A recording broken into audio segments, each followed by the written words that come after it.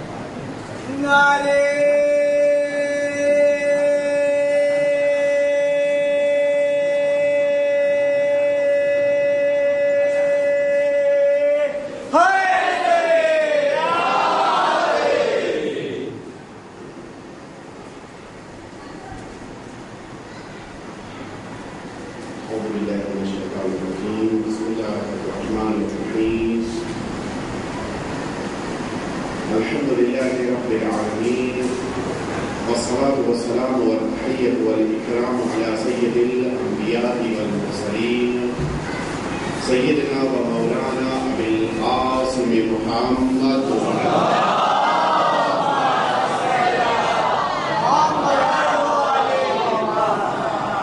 وعلى أهل بيته الأطيبين الأنجبين لا سيما الإمام المبين بقية الله في الأرضين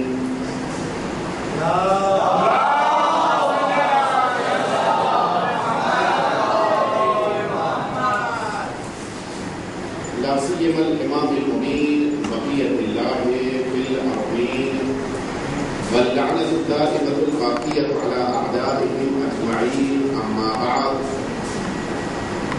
فقد قال الله الحكيم في كتابه الكريم وهو أصدق الصادقين وقوله الحق: هل جزاء الإحسان إلا الإحسان. ایک دفعہ صلوات ہے.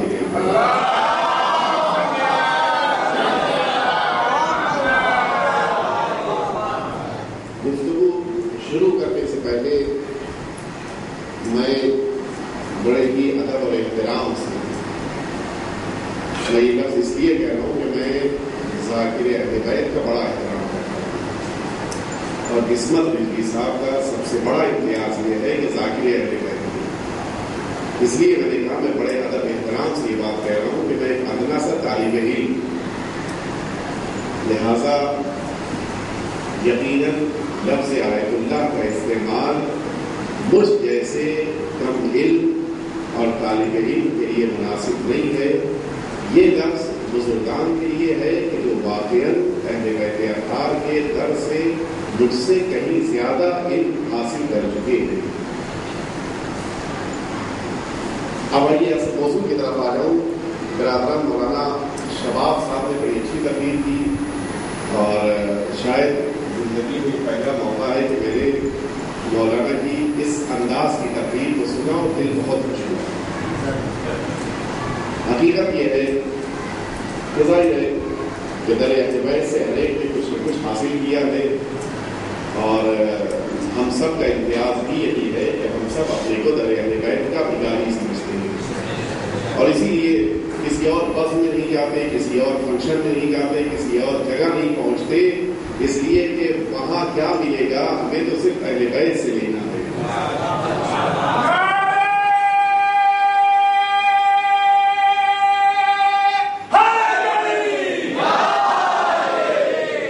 مولانا نے ایک بات کہی تھی، میں اس کو ذرا سا تبدیل کر کے کہہ دوں. مولانا نے کہا تھا کہ اگر آپ لوگ جواب دیں گے تو میں بیٹھ جاؤں گا، اور اگر آپ لوگ خاموش رہے تو میں کھڑا رہوں گا. میں برعکس کہتا ہوں، اگر مجھے بٹھانا ہے تو آپ نعرے لگائیے گا، اور اگر چاہتے ہیں کہ مجھے سنتے رہے، لفظ مناسب نہیں تھا لیکن بہرحال اگر چاہتے ہیں کہ سنتے رہے تو یقیناً بیداری کے ساتھ سنیے گا. لفظ یہاں تبدیل کرتے ہیں. میں نے جس آیت شریفہ کو آپ کے سامنے بطور سرنامہ پیش کیا ہے وہ آیت شریفہ سورہ رحمان کی ہے. سب کے ذہن میں ہے، شاید بزرگان تو واقف ہیں، شاید بچے نوجوان سوچ رہے ہو کہ میرا مزاج تو ہے، آپ جانتے ہیں کہ میں بغیر مناسبت کی آیت نہیں پیش کرتا. تو اس آیت شریفہ کا آج کی تاریخ اور آج کی اس محفل سے کیا رشتہ ہے، سنیے آپ.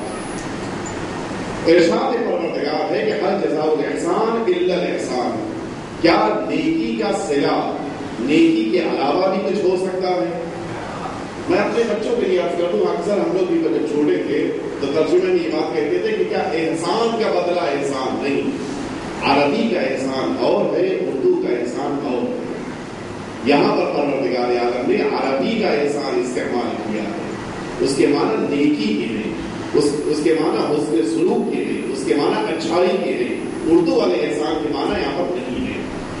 قرآن مجید آواز دے رہا ہے کیا نیکی کا صلہ نیکی کے علاوہ کچھ اور ہو سکتا ہے؟ تو اس آیت شریفہ کو تو ہم آپ اچھی طرح جانتے ہیں. کیا اس آیت شریفہ کو پیغمبر اسلام نہیں جانتے؟ کیا اس آیت شریفہ کے سلسلے میں اہل بیت کے اطہار ناواقف ہیں؟ علیہ باللہ سوچ بھی نہیں سکتے کہ جن کے گھر میں قرآن آیا، کہ جن کی بنا پر قرآن آیا، وہ قرآن مجید کا جانتے ہو، یہ ممکن ہی نہیں ہے. تو پھر واقعا کیا اس آیے شریفہ پر اہل بیت اطہار نے عمل کیا یا نہیں کیا؟ اب آپ سنیے جلدی میں بات کو مکمل کیے دیتا ہوں. پیغمبر اپنی مرتبہ حضرت محمد مصطفیٰ صلی اللہ علیہ وسلم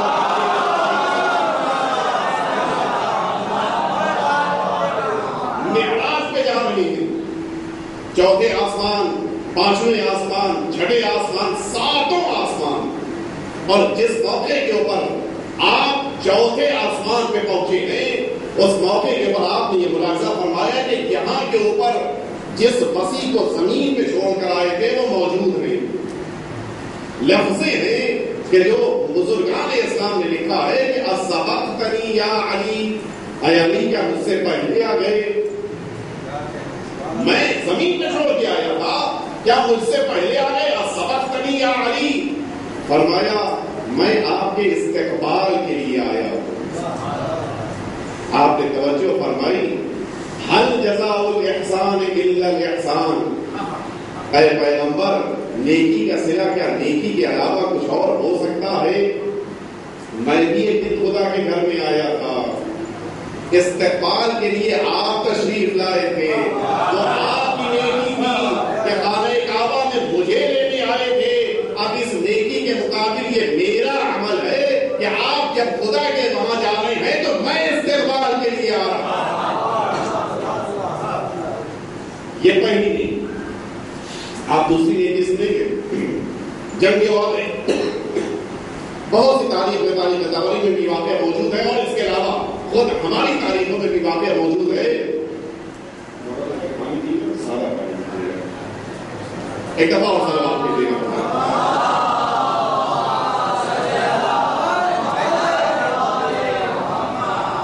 یہ واقعہ یہ غدیر کی برکت ہے.